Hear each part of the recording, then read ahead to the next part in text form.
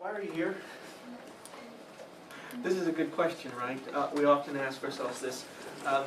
If we look at the mission of the IP&T program, we could ask, why are you here? And if you look at this second goal, it says, apply knowledge and technology to solve instructional problems. Key there on that is applying, right? There is always this perennial, and it never goes away, situation between experience and knowledge. So when you want to get a job, what are they going to say? It's your experience. What experience did you have? Or they say, do you have a degree? Do you have this knowledge? Do you have this skill set? And then they say, well, what practical experience do you have? Right? Part of our mission or purpose for our curriculum is to make sure that you have both of those things. That you have both the theoretical understandings of what we're doing and the practical application. Where are you going to get your practical applications? Internships. I know, it's the topic of today. There's another place you get your practical applications too.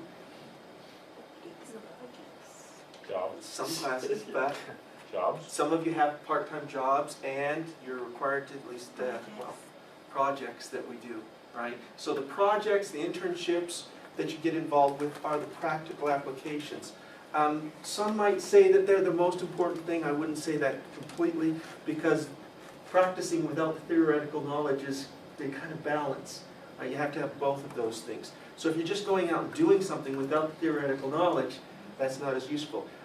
If you just get the theoretical knowledge but you don't have that practical application, that again isn't as useful. So we're trying to balance that for you. Now, we've got 4 people. How many of you have done internships? I should say the other way around. How many of you have not done an internship? Good. So you're going to get some valuable information today about what to do and how to do it and how to get in touch with that. The rest of you who have done them are also going to get some information today that is, we're just presenting pretty much for the first time, because we've changed our curriculum slightly in the IP&T department. We're no longer requiring as many internships for the PhDs. The master's program isn't affected by this, but we've had approval to change our requirements for internship credit, and I'll explain that and how that's going to affect you a little bit more. First of all, I want to go to how you find internships. Where do you go? What do you do? Do you just come to me, I'm the internship coordinator, or Dr. Williamson, and say, I need an internship. Give me an internship. Can I do that? Say please. If you say please. The case is no, we can't. We can give you ideas, we can suggest things. We might have projects that you might get involved with. We might direct you after we know you and say you can do this, but legally we can't say, I am going to assign you to this internship. You have to take that responsibility for yourself, right? But fortunately, in our program, there's lots of opportunities for internships that are meaningful for you, right? Let me go into some of the changes first of all, and requirements, and then we'll get the other part. So here's, some of you may not know this, but we do have an instructional psychology and technology website. You should become familiar with it. Why? Because it has lots of good stuff there, and you're going to need to go here. Quite often, people will come to me and ask me questions, and I'll say, have you looked on the website? Because the website has a lot of the information and a lot of the forms and a lot of the documents that you're going to need to be able to register for internships or accomplish the goals that you have. Right. So in our programs, I'm going to go to the PhD program, but the information is similar in the other one, with the exception that here is our internship requirement, right? A minimum of 12 hours, 12 credit hours, right, for that, of internship credit. That is going to change. We have put in a proposal to change our program, our requirements for the PhD students to only require 6 credit hours of internship credit. We have done that because we have many other courses. Again, this is balancing that theory and practice kind of thing. We have many advanced courses in IP&T that many students have said they're not able to take because their class schedule's full. And then when some of these excellent presentations of current understandings that we're trying to give comes up, we're not able to register enough students to take them. So there are situations where we just simply cancel 692R because only one student was signed up for it, and others are saying, I'd like to, but I can't, or their schedule's full and they just don't take those courses. So we're requiring only 6 credit hours. Now, how does that affect you? If you're in a PhD program and you've already got your 12 credit hours of internship, then that's okay, you're done, or you're grandfathered in. If you have only 6 credit hours of internship, then you're done your internship requirement as well, right? What we want to happen now is for you to be more careful about planning your career, what it is that you want to do, and how the courses you take will benefit you in developing you, giving you the understandings that you need for that. Now, so if you've got 6, that doesn't mean you couldn't do another internship if it was, in the estimation of your chair and yourself, valuable to your learning, then you would be able to do that. But we were encouraging you to take some of the advanced courses, either the 692Rs or the advanced measurement courses or some of those. Do you know any questions? If you have a grant for a particular project, can that be counted as an internship? Yes, it can. What the requirement there is that, first of all, you can only do 3 credits of internship for that. Right? You wouldn't be able, we don't want you to do all of your internship in one area because we want to give you experience. We want to get you understanding of different kinds of areas. We have 4 focuses. When I came into the program, I was going to be an instructional designer. I was a high school teacher. I wanted to be an instructional designer to improve my instruction. I got in here and talked to Dr. Williams and a few others, and I changed my focus. And I'm more into evaluation and assessment now than the instructional design. They're related, but that was something that I didn't really understand fully.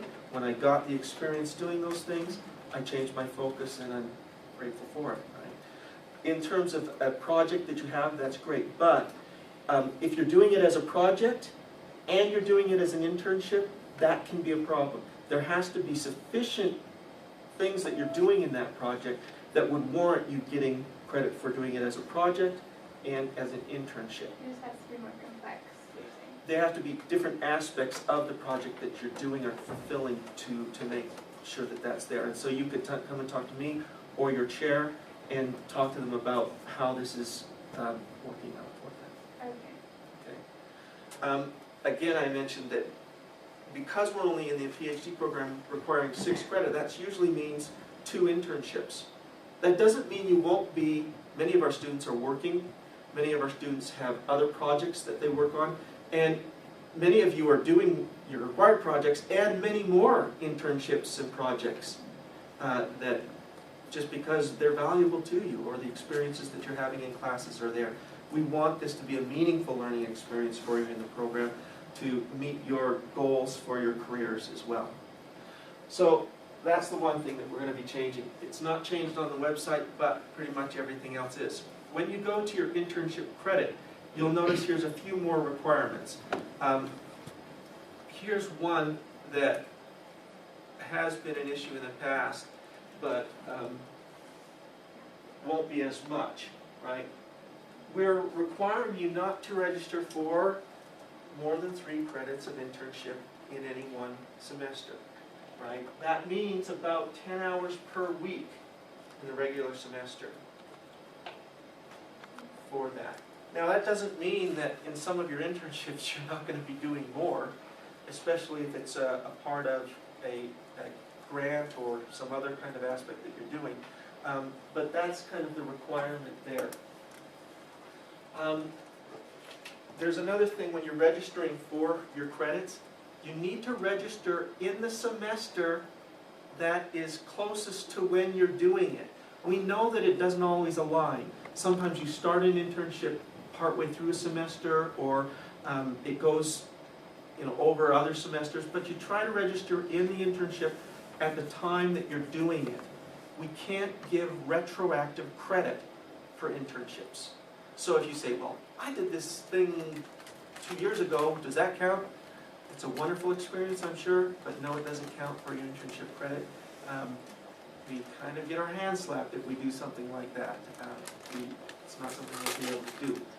There are 2 times you can register for your internships. There's at the start, the regular deadline, and in the semesters, fall and winter, there's also a second term that you can register for an internship for those that don't start their internship right away or they don't get their internship arranged right away. And I'll go through what you have to do to arrange your internships in a second. If you have questions about some of those things, you can ask me and I'll go to that. There's also this guide right here that you can go to. In the guide, it explains the purpose and describes it. It also has some examples of how you might find some of the things.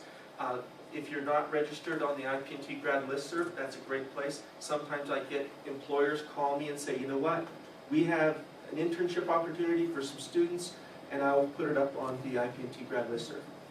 And then you'll be able to contact them as well. There's also faculty and other students that you could talk with, get an idea, and we're going to have some of our students talk about their internships, what they're doing in a minute. And then this other part here is the 3 steps. There's the 2-step, now this is the 3-step. It's kind of a dance you do. The reason that we have 3 steps is because we're trying to meet the needs of 3 different entities. We've got the university, we've got the department, and then we've got the registration at the university. And you'd think it would be easier, but it's not. It just goes this way. The first thing that you need to do is to find an internship and get an internship contract form. The internship contract form is right here, and you can download it, and it asks you to describe the nature of it. I'm the gatekeeper for that. You have to bring this to me. It has to be signed by your supervisor, the person who is providing the internship for you. And I have to say, yes, this is appropriate for IP&T. For instance, you can't go and sell cookies. It's just not going to work. Right? It has to be something that's related to instructional design, evaluation, research, or design development for that. This signature here says that your internship supervisor is willing to take you on, so that we don't have students coming to us and say, I'm going to do this internship, and I say, great, and then they don't know who you are or aren't willing to take you on. Make sure you print legibly and tell me the email address, because we used to have a grade form that you'd have to go to your internship provider afterwards and get a grade for your internship. We no longer do that. I will contact them directly and get the grading information and information about your internship at the end of each term. So make sure that you give me a contact information via email that I can get to your internship provider for that. No, I'm going back here. Okay, the second step is to go online, right? When you're going online, you have to complete a registration in the AIM system. When you go to register your class and you're going to go add a class, then you're going to say, all right, I'm going to IP&T. Where am I there? And I'm going to select the internship, which is 599R. And this is the thing I find a lot of students frustrated with. So know this, there's a hidden little button that's hard to find that you need to click on. Right now, you can't register for the class because you have to have permission. Right here, see this little link, internship application? It's kind of hidden there, but that's the one. You got to click here. When you click here, then, who's that handsome guy? This is me when I was a student, yeah. I'm still old then, too. Then you'll be able to go in and say, yes, I acknowledge, I've read this. I can then select my thing, fill out an application with the information that you've gotten from your contract, try to make it as complete as I get an email I will approve it because we've already talked.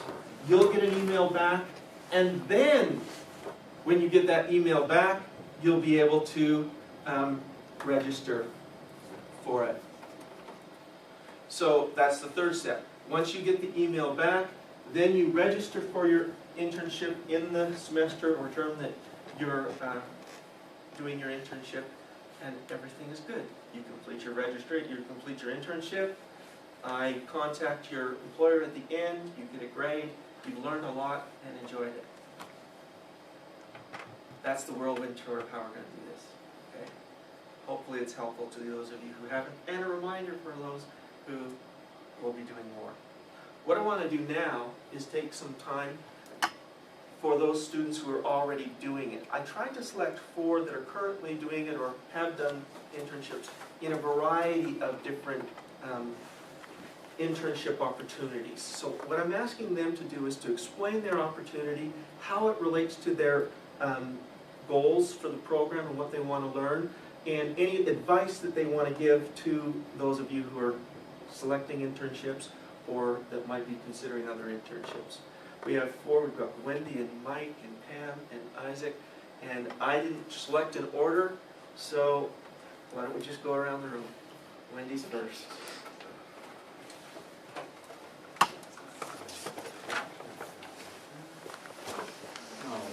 Don't go first now. She has a great name for her internship too, like Project Red. I mean, you're gonna all have to have names for your internships. Can we come up with a name for my All right, so I did my internship with Project Red, that's largely based out of California. And to introduce Project Red, or kind of as a central theme of this, I'd like to share a brief video regarding the School of One, because Project Red and all of this research is largely based on what's happening in the K-12 setting and educational technology implementation. So let me just share a brief vignette of one school's efforts to implement technology. Can I ask one question? Yes, for a you second? Who are you doing this internship for? How'd you find it? David Wiley, he approached me and said, would you like to work with So this is a faculty-sponsored Yes. internship that an opportunity came up and you can jump onto some of those. Just going to watch a brief part of this. I like the communication with the tutor online. I get scared sometimes if I have to look at a teacher. Sometimes you just type the question and they answer it. At the end of the day, what happens is the students take a 5-question assessment. If they pass their test, they move on to another skill. When it says green, that's like a... When you have a yellow, you kind of have like a down phase because you're like kind of sad and you want to achieve more because you know you could do better. When you get red on your modality, you're like, ah! If they have not passed the test, then the algorithm figures out a new way to teach the student that specific skill. As the algorithm gets smarter, as it learns the student's skills, it learns their levels, the student gets smarter, the teachers get smarter. We all grow at the same time. Okay, and it goes on. But basically what School of One is attempting to do is they're using an algorithm to help determine where students are at pedagogically, and then help tailor the instruction to the various skill levels of the individual students.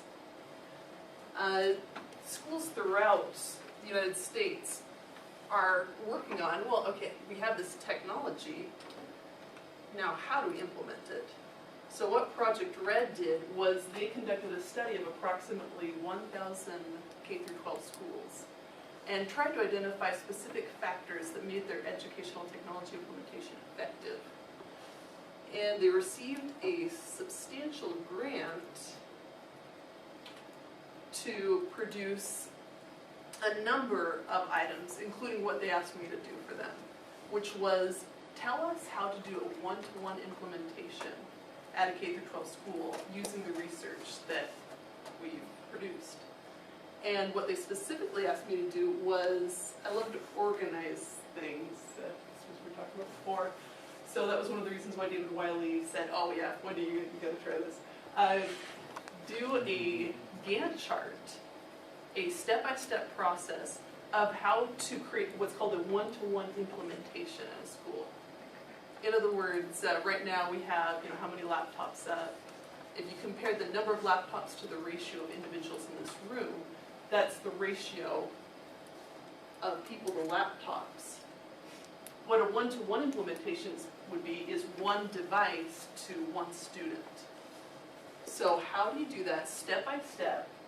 And what goes first, and in what time frame can you achieve a one-to-one implementation in a school district?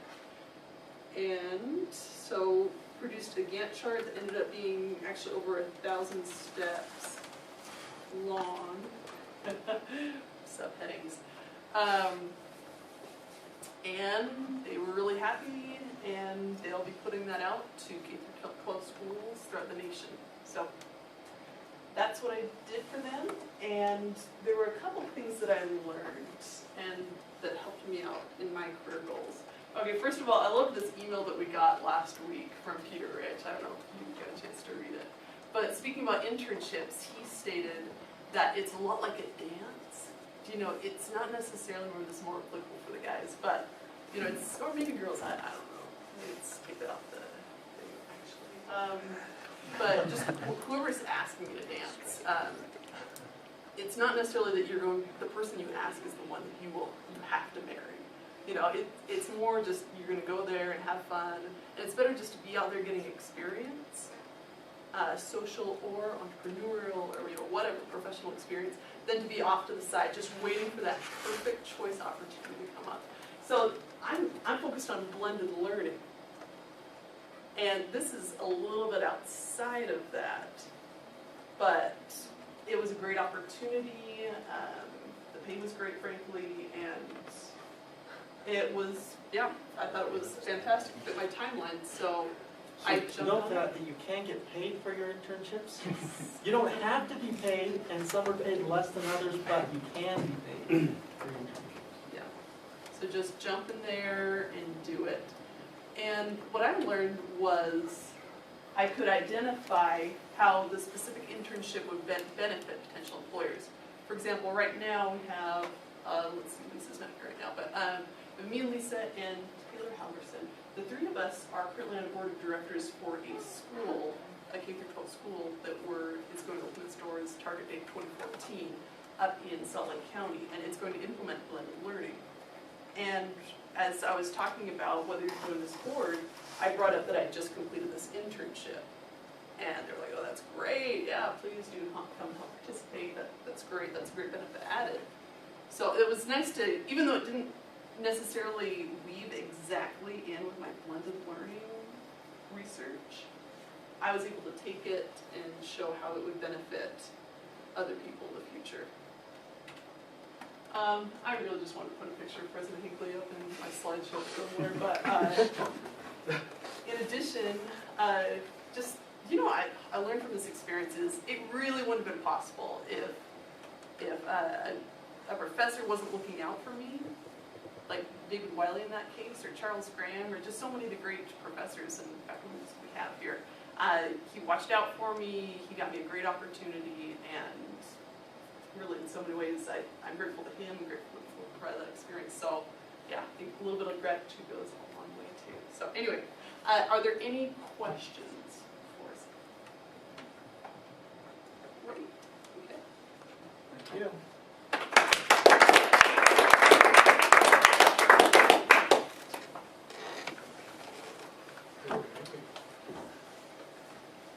Let me just whip out my hidden surprise slideshow here. I don't have slideshows. By a show of hands, how many of us here are looking to do an internship in the IP&T department? 1, 2, 3, 4, maybe Becca 5, and Melissa? I have. Oh, you, okay. Well, so I'm a master's student right now. Wendy's a PhD, I'm a master's student, so it's a bit of a different experience for me. And I'm new to this program, so the way that my internship started was I was assigned Dr. Graham as my temporary faculty sponsor. He's the guy who's helped me to get started. And he happens to be overseeing all the technology integration courses that are taught in this college for the teacher ed majors. We're the ones that go teach them how to use their smartboards and all that stuff. And I expressed some interest in it, and I was so insistent, and Dr. Graham was very kind, and he gave me the opportunity to teach one of these classes, actually 2 sections of it this semester. Those classes have huge enrollments. In fact, next winter, this coming winter semester, there's going to be a ton of classes to be taught. So if you want teaching experience, I would say to do that. Because there's 4 sections of IP&T 334 that are being taught right now. I am teaching 2 of them, Dr. Graham is teaching the other 2. There's also 287, which I think Buck is teaching, and there's 286, which Jared is teaching. There's all kinds of classes, really. So, I mean, the reason why I wanted to do it was because I want to be a teacher and a designer. I'm a master's student, so I'm not terribly interested in research. And so this was a great opportunity for me to get some teaching experience that I can then take with me wherever I'm going to go next. And it's been fun. I am not particularly married to the subject matter of helping teacher ed majors learn technology, but it's cool and I know more than they do, so it happens to work out. And it's a lot of fun to teach. It's just great to be in there. And in a way, you get a course that you get to look at the design and the architecture of. The things that we learn about in this program are all about how are we teaching, why are we doing it this way, how can we do it better. You get a course, basically, to try things out and to make it happen.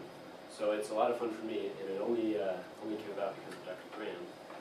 And once he said it was okay, I filled out the forms, turned them in, and registered, and here we are. The course is a lot of fun, too. They're usually taught in a blended format, so it's not always presenting every week. They mix them up with online weeks, too, so it's lots of good experience to have in teaching in a blended format as well. So that's as much as I want to say right now. Does anyone have any questions about teaching these teacher ed majors? I should point out one thing, master's students only do 1 internship required, right? So PhD will now be doing 2, masters are only required to do 1. That doesn't mean I'm going to stop, though. I want to keep doing it. It's fun to teach. Good point. It's just fun to teach. Yeah. There's no questions, then I'll get out of here.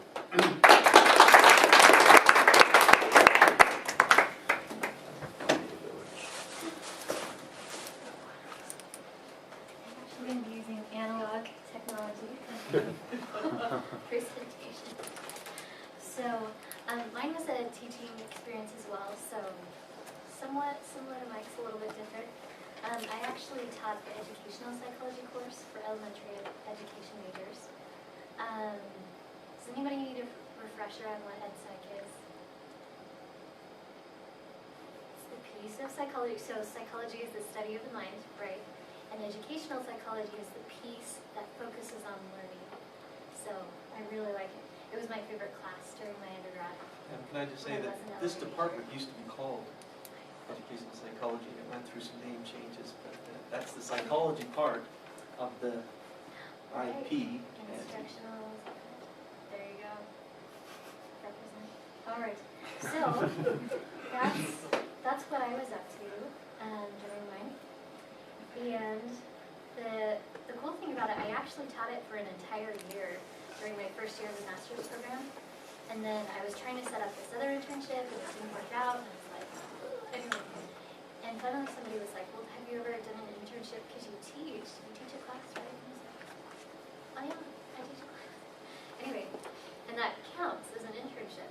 So one of my pieces of advice would be to look at things that you're already doing and see if there's something that you can count as an internship instead of adding to what you're already doing. Just kind of figure out. That's not always possible, but I think in a lot of cases it is because we're so involved with so many things. So that would be my recommendation. Anytime you can get a 2 for 1, do it because it will save you time.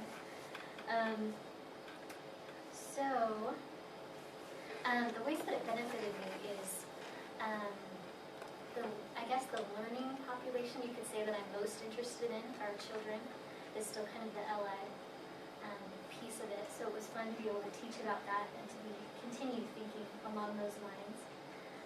As Dr. Davies said, it was a great chance to, instead of just talking about teaching and learning in all of our classes and talking about instructional design, to actually be able to do that in the format of a class and try things out to see how it worked and to really apply what I was learning. So that was fantastic. And like Mike said, I think any teaching experience you can get along the way is fantastic. It's something you'll never regret. And we're saying, oh man, I wish I hadn't taught that course, and I wish I had, you know. Anyway, it's just fantastic. And even though my focus is children, and I've taught children before, the chance to teach adults was really great, because you learn, it was really interesting to learn how adult learners are similar to child learners in some ways, not at all. And in some very important ways they're not, which was nice. Anyway, so that was really enjoyable. So yeah, I guess it was a great opportunity to apply what I learned. It was a great opportunity to get credit for something I was already doing. If you're interested in this kind of an internship, how do you go about getting it? This one, I was really lucky in this case because it actually came to me. Like I knew that at the time our department was in charge of teaching the EdSci course, and I was like, oh, if I could do anything, I would teach the EdSci course. And Dr. Rich actually emailed me before I started the program and said, hey, are you interested? Because they would look for people with teaching experience to take on that class. So he invited me to be a part of it, which I did. You can always look around, ask around if there are things that you're interested in, talk to those people. For example, I'm helping teach a course this semester on child development, which is kind of what the EdSci course morphed into. So that's been a great opportunity. And I actually will probably be discontinuing that next semester, which means that they'll be looking for someone else. So if you're interested in kind of that child development sort of thing, talk to me about that. That could be a great opportunity. So, anyway, ask very much. Yep. Any questions?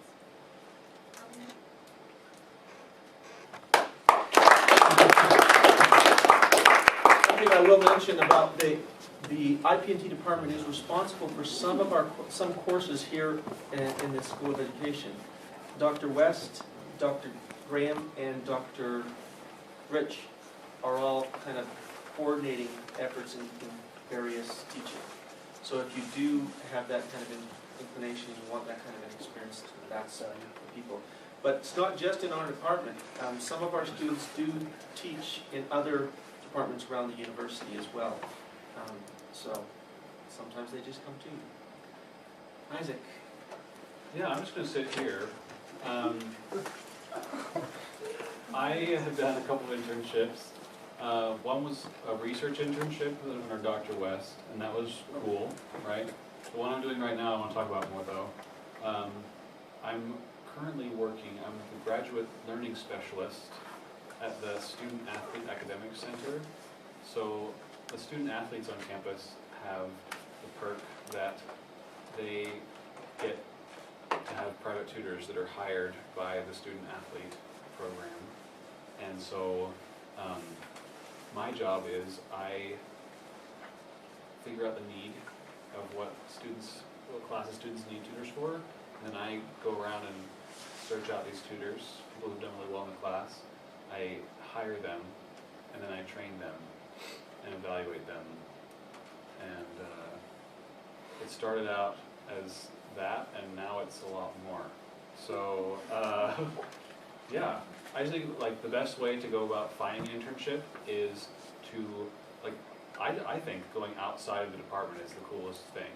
Like, I mean, you know, within the department is an experience that I really, really appreciated and enjoyed. But like getting experience and going out and doing something that you just love to do, you know, is super cool. I really was interested in learning what it would be like to teach people how to teach, and so this kind of just opportunity just came up, and I made it happen. And it's been really cool so far to see how it works. So I would say the best thing for me and advice I would give you in looking for an internship is ask the question like why not as opposed to why. Like look at an internship and be like, man, this could really work. Like, and think outside the box for sure, because that way you'll have tons of fun, and you can still get paid too. You got a job, you got fun, and you got credit. I mean, what more could you ask for? You know. So yeah, I really enjoyed that experience for sure. So right now I'm in the process of talking with a guy who's working at the Collaborative Creativity Center in the HVAC, where they have like an innovation studio. They invite art students and music students and like cartoon, like animation students, and they make projects. And so that I love to do with Dr. West's creativity research and the School of Animation stuff. And so I want to work for him really bad. That would be super fun. And like I kind of live on a career working in teams like that. So anyway, like just go for it. Find cool stuff to do and get lots of varied experience, which will tell you, it's not only like helps you in your career, at least for me, but it also, like Dr. Davies is saying, it informs what you want your career to be. Like it can shape you, you know? Like I don't like this experience, I do, you know, whatever. So, yeah. Excellent. Thank you You very don't much. have to clap if you don't want to. Okay, we did have a broad range, but some of you have also done, and I'll give you an opportunity if you want to share what you're doing or some advice or some things that you're doing in your internships. But let's just review. So, where do you get your internships? The world. The world, right? We do have very little money in our department for tuition scholarships, or they're not really called scholarships there. But yeah, you get money for that. We have very little, but we do have money for internships and projects. So, because whenever you put your money where your mouth is, that's the thing that you value the most, the thing that you celebrate the most.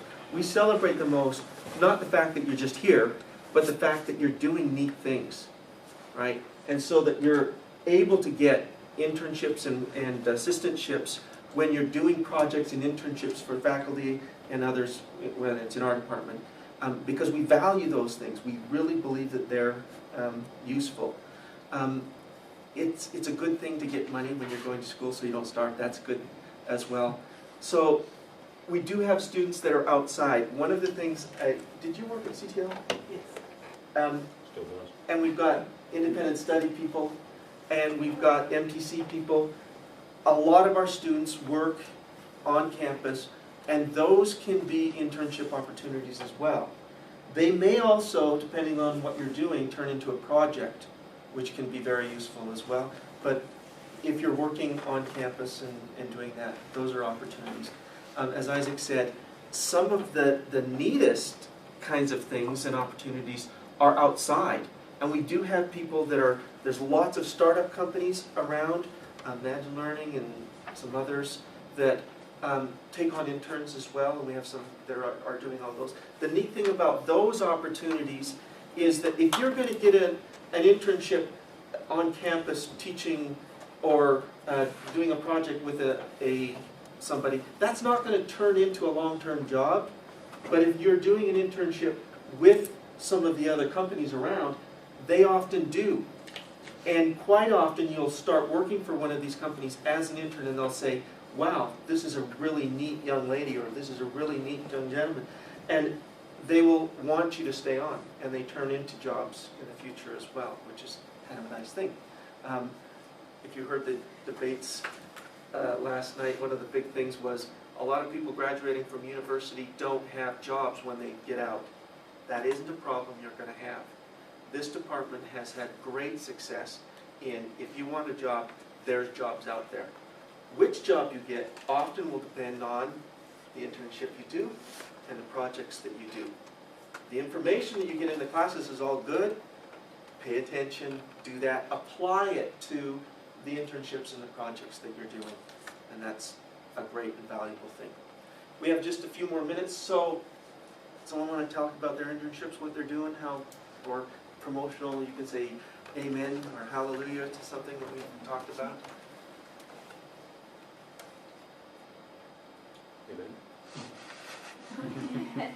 Wendy, how long was your internship?